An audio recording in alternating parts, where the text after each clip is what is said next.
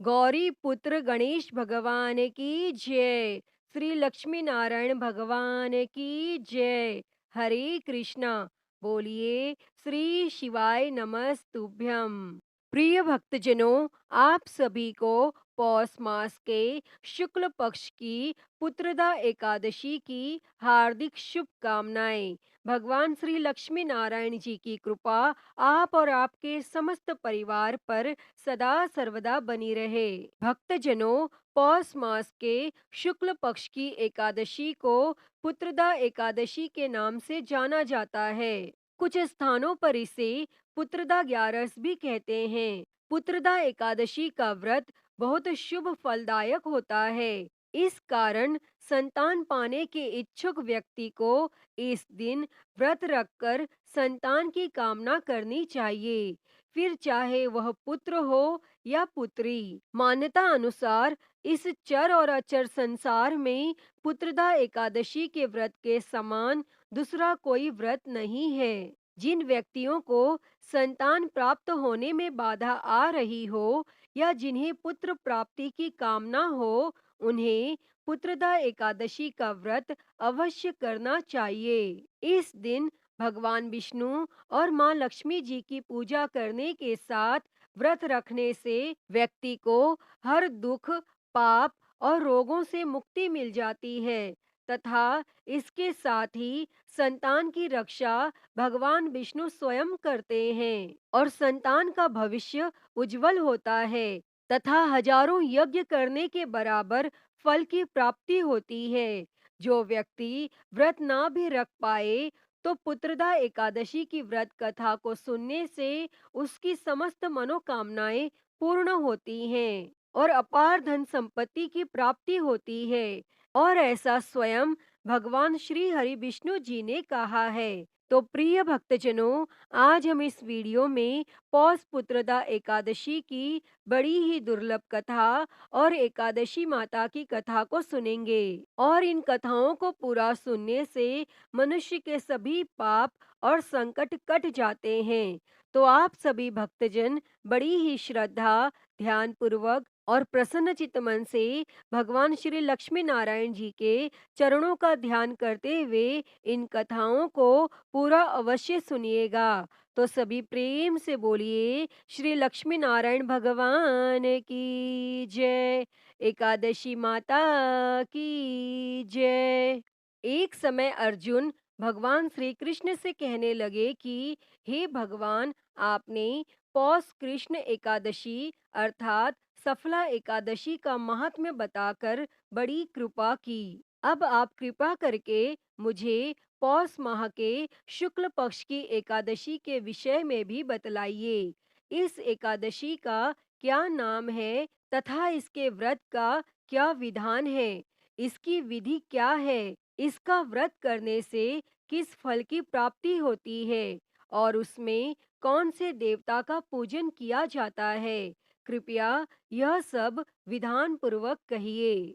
तब भगवान श्री कृष्ण बोले, हे अर्जुन, पौष माह के शुक्ल पक्ष में आने वाली इस एकादशी को पौष पुत्रदा एकादशी कहा जाता है। इसमें भी नारायण भगवान की पूजा की जाती है। विधि पूर्वक इस व्रत को करना चाहिए। इस चर और अचर संसार में पुत्रदा एकादशी के व्रत के समान दूसरा कोई व्रत नहीं है। इसके पुण्य से मनुष्य तपस्वी, विद्वान और लक्ष्मीवान होता है। इसकी मैं एक कथा कहता हूँ, सो तुम ध्यान पूर्वक सुनो। प्राचीन समय में भद्रावती नगरी में सुकेतु मान नामक एक राजा राज्य करता था। उसके कोई संतान नहीं थी। उसकी पत्नी का नाम शैव्या था। उस पुत्रहीन राजा के मन में इस बात की बड़ी चिंता थी कि उसके बाद उसे और उसके पूर्वजों को कौन पिंड दान देगा और उसके पितर भी व्यतीत हो पिंड लेते थे कि सुकेतु मान के बाद हमें कौन पिंड देगा। और इधर राजा भी बंधु बांधव, राज्य, हाथी घोड़ा आदि से संतुष्ट नहीं था। उसका एकमात्र कारण पुत्रहीन होना था। बिना पुत्र के पितरों और देवताओं से उऋण नहीं हो सकते और इस तरह राजा रात दिन इसी चिंता में घुला करता था। इस चिंता के कारण एक दिन वह इतना दुखी हो गया कि उसके मन में अपने शरीर को त्याग देने की इच्छा उत्पन्न हो गई। किंतु वह सोचने लगा कि आत्महत्या करना तो महापाप है। अतः उसने इस विचार को मन से निकाल दिया। एक दिन इन्हीं विचारों में डूबा हुआ वह घोड़े पर सवार होकर वन को चल दिया। और घोड़े पर सवार राजा वन, पक्षियों और वृक्षों को देखने लगा। उसने वन में देखा कि मृग, बाघ, सिंह, बंदर आदि विचरण कर रहे हैं। हाथी शिशुओं और हथनियों के बीच में विचर रहा है। और उस वन में राजा ने देखा कि कहीं तो सियार कर्कश शब्द निकाल रहे हैं और कहीं मोर अपने परिवार के साथ नाच रहे हैं। तब वन के दृश्यों को देखकर राजा और ज्यादा दुखी हो गया कि उसके पुत्र क्यों नहीं है। इसी सोच विचार में दोपहर हो गई और वह सोचने लगा कि मैंने अनेक यज्ञ किए हैं और ब्राह्मणों को स्वादिष्ट भोजन कराया है, किंतु फिर भी मुझे यह दुख क्यों मिल रहा है? आखिर इसका कारण क्या है? अपनी व्यथा किससे कहूँ? कौन मेरी व्यथा का समाधान कर सकता है? और अपने विचारों में खोए राजा को प्यास लगी। वह पानी की तलाश में आगे बढ़ा। तब कुछ दूर जाने पर उसे एक सरोवर मिला। उस सरोवर में कमल पुष्प खिले हुए थे। सारस, हंस, घड़ियाल आदि जल क्रीड़ा में मग्न थे। सरोवर के चारों तरफ ऋषियों के आश्रम बने हुए थे और अचानक राजा के दाहिने अंग फड़कने लगे। इसे शुभ शगुन समझकर राजा मन में प्रसन्न होता हुआ घोड़े से नीचे उतरा और सरोवर के किनारे बैठे हुए ऋषियों को प्रणाम करके उनके सामने बैठ गया। तब ऋषिवर बोले, हे राजन, हम तुमसे अति प्रसन्न हैं। तुम्हारी जो इच्छा है हमसे कहो। तब राजा ने प्रश्न किया, हे विप्रों, आप कौन हैं और किस लिए यहाँ रह रहे हैं? तब ऋषि बोले, राजन, आज पुत्र की इच्छा करने वाले को श्रेष्ठ पुत्र प्रदान करने वाली पुत्रदा एकादशी है।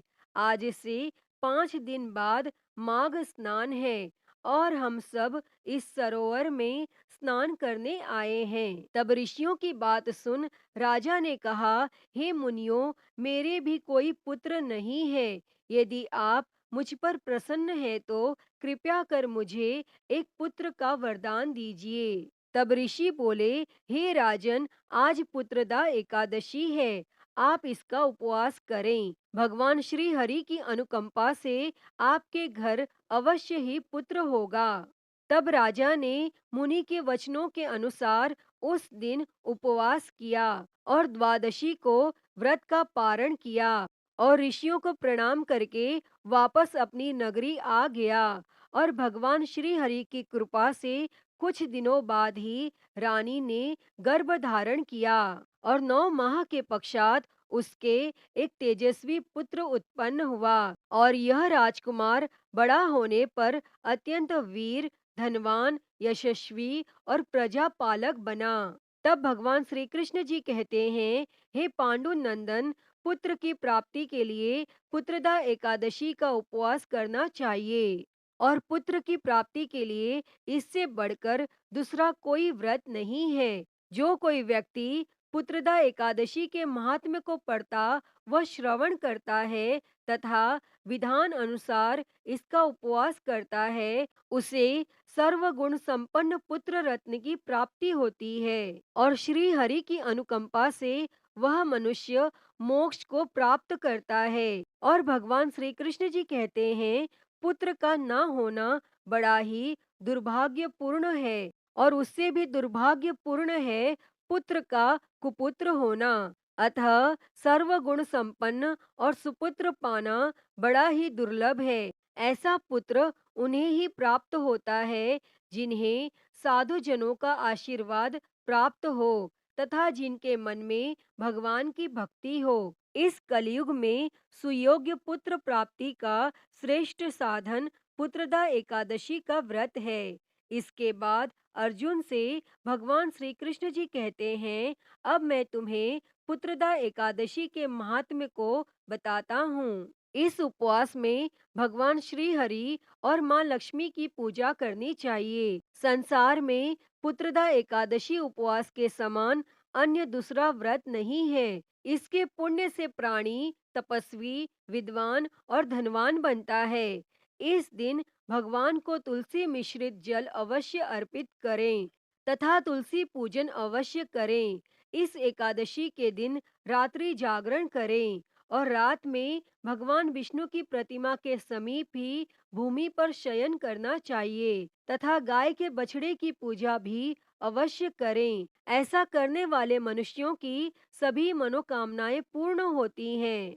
अतः हे श्री लक्ष्मी नारायण भगवान जी पौष पुत्रदा एकादशी की इस पावन कथा को कहते, सुनते और हुंकारा भरते सभी पर सदैव अपनी कृपा बनाए रखना। तो सभी प्रेम से बोलिए श्री लक्ष्मी नारायण भगवान की जय। प्रिय भक्तजनों, आइए अब मनोकामनाओं की पूर्ति करने वाली एकादशी माता की कथा को सुनते हैं। एक बार एक राज्य में एक राजा रहता था। राजा बहुत ही बुद्धिमान और बलशाली था।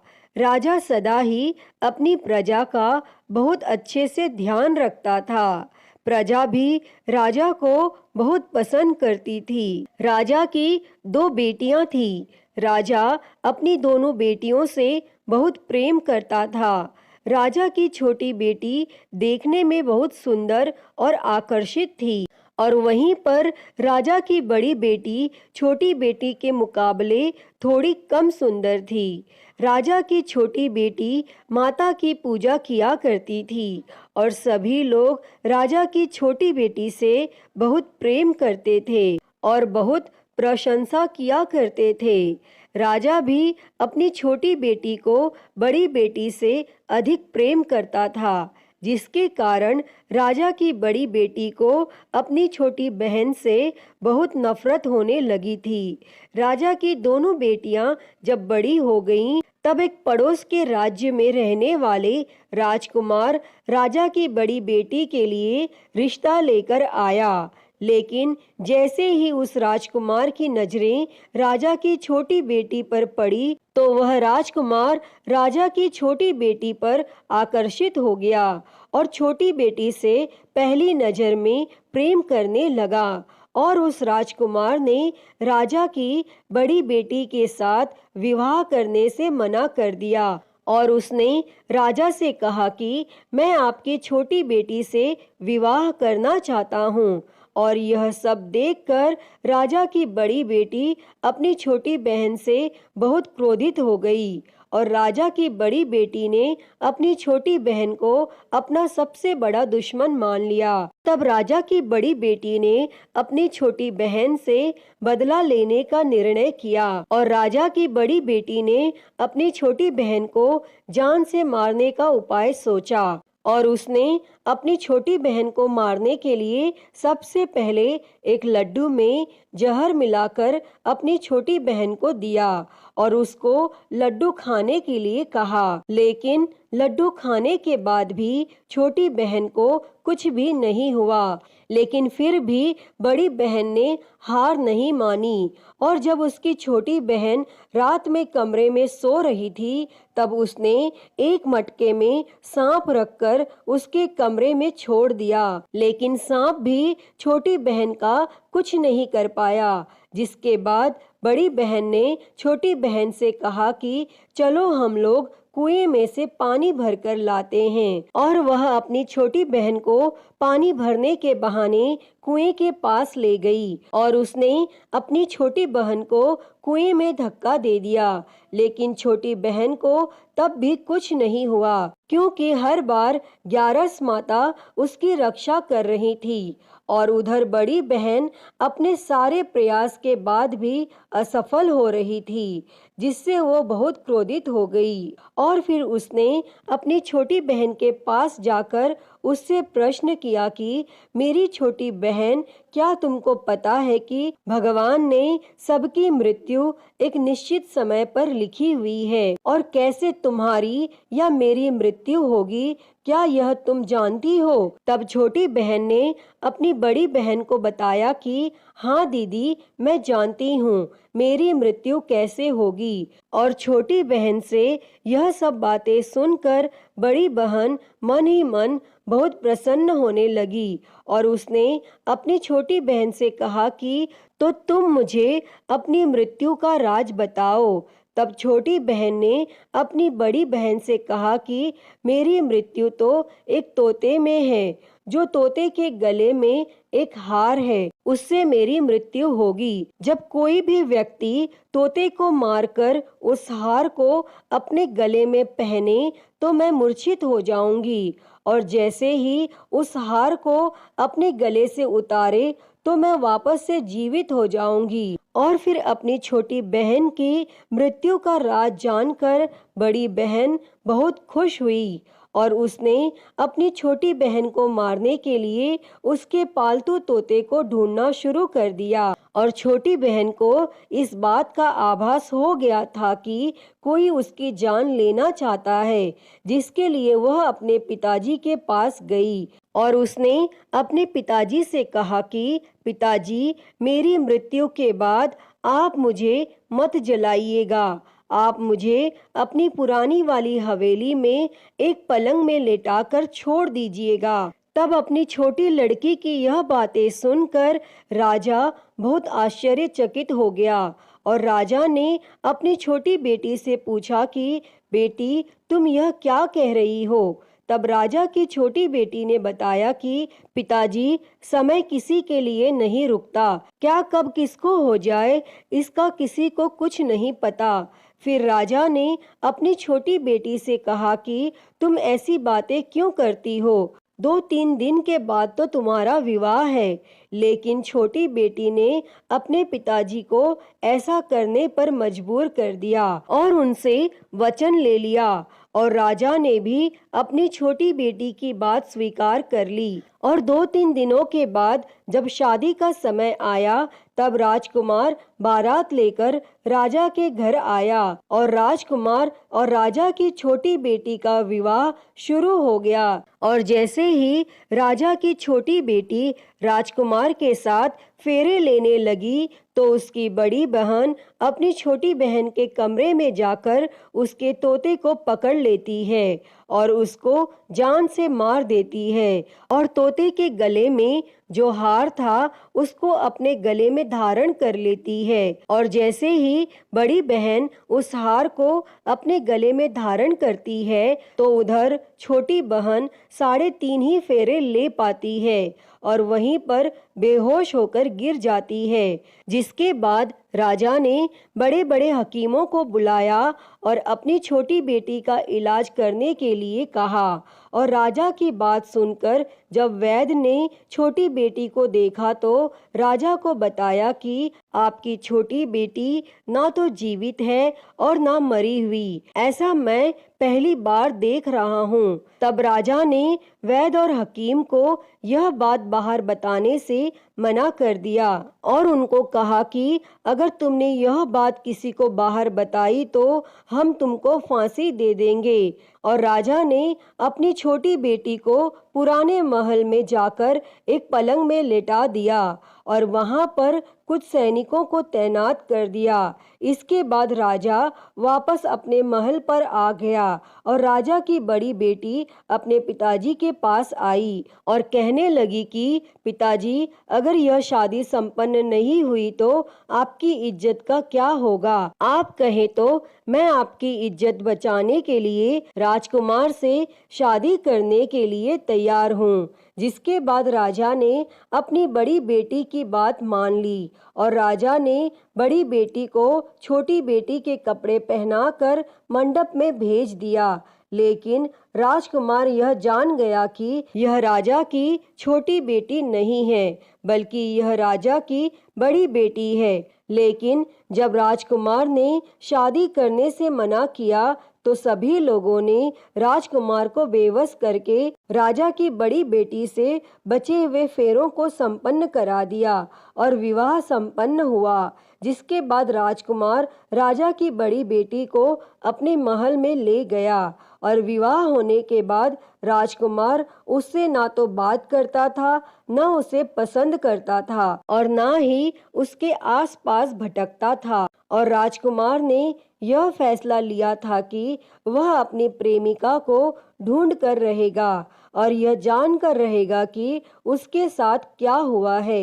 एक दिन राजकुमार अपने घोड़े पर सवार होकर राजा के पुराने महल के पास पहुंचा, जहां पर उसने कुछ सैनिकों को देखा। महल के पास पहुंचकर राजकुमार ने जब महल को ध्यान से देखा तो वह समझ गया कि यह तो हमारे ससुर जी का ही महल है। तब राजकुमार ने सैनिकों से पूछा कि तुम लोग यहाँ क्या कर रहे हो और इस महल के अंदर उस पलंग में कौन लेटा है। जिसके बाद सैनिकों ने बताया कि यहाँ पर राजा की छोटी बेटी लेटी है।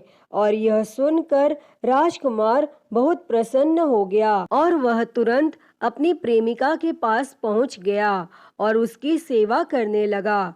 जैसे ही रात हुई तो राजा की छोटी बेटी उठकर खड़ी हो गई और राजकुमार यह देखकर बहुत खुश हो गया और उसने अपनी प्रेमिका से पूछा कि तुम यहाँ क्या कर रही हो, तुम मेरे साथ मेरे घर चलो। तब राजा की छोटी बेटी ने राजकुमार को सारी बातें बता दी कि मेरी जान एक तोते में बसती थी और मैंने यह बात सिर्फ अपनी बड़ी बहन को बताई थी और मुझे पता है कि उसने ही मुझे मारने का प्रयास किया है। उसके पास एक हार है जिसको वह सुबह पहन लेती है और रात को उतार देती है। जब तक वह हार को पहन कर रखती है तब तक मैं मूर्छित रहती हूँ और जैसे ही वो हार को उतार देती है तो मैं जीवित हो जाती हूँ और जब तक मेरी बड़ी बहन के पास वो हार रहेगा तब तक मैं ऐसे ही जीवित और मूर्छित होती रहूंगी। अगर मेरी बड़ी बहन के पास जो हार है वो मेरे हाथ लग जाए तो मैं हमेशा के लिए जीवित हो जाऊंगी।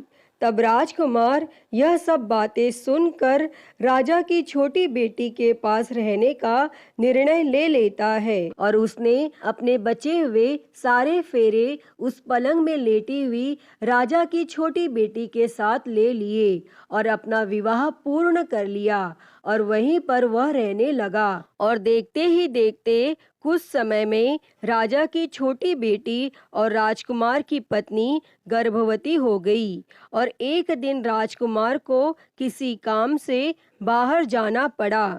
तब छोटी बहन के पेट में बहुत तेज से दर्द होने लगा, जिसके बाद उसने माता का आह्वान किया। जिसके बाद वहां माता प्रकट हुई और उन्होंने अपने भक्त के दर्द को दूर किया और एक पुत्र की प्राप्ति करवाई। तब वहीं पर अचानक से राजकुमार भी आ गया।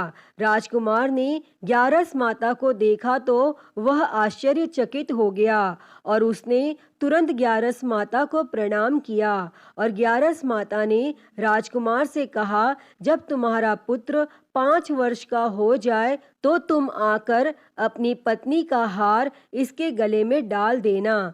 और देखते ही देखते राजकुमार और राजा की छोटी बेटी का पुत्र 5 वर्ष का हो जाता है।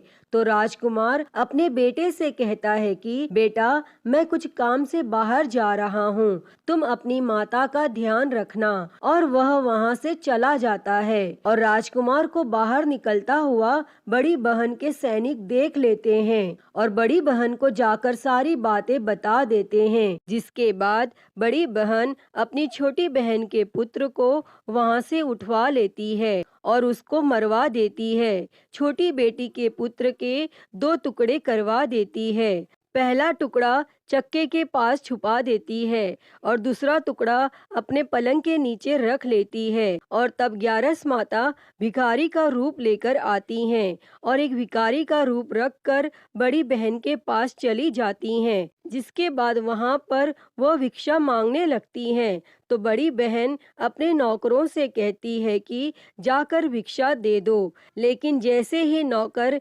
11 माता को भिक्षा देने के लिए आते हैं तो माता उन्हें मना कर देती है और कहती है कि मैं तुम्हारी महारानी से ही भिक्षा लूंगी। जिसके बाद बड़ी बहन स्वयं ही भिक्षा देने के लिए माता के पास आती है। तब माता एक बिल्ली का रूप लेकर उसके कमरे में चली जाती है और वहां पर छोटी बेटी के पुत्र के 2 टुकड़े को आपस में जोड़ देती हैं और उसे जीवित कर देती हैं और फिर उसे वहां से ले जाती हैं। तब राजकुमार अपने बेटे को लेकर अपनी पत्नी के पास जाता है और उसे कहता है कि तुम इसका ध्यान रखना, अगर तुम इस बच्चे का अच्छे से ध्यान रखोगी तो मैं तुमसे बात करूंगा। और एक दिन राजकुमार अपने बेटे से कहता है कि तुम अपनी माता से उनके गले का हार मांग लो। तो अपने पिता की बात मानकर राजकुमार का बेटा अपनी माता जी के पास जाता है और कहता है कि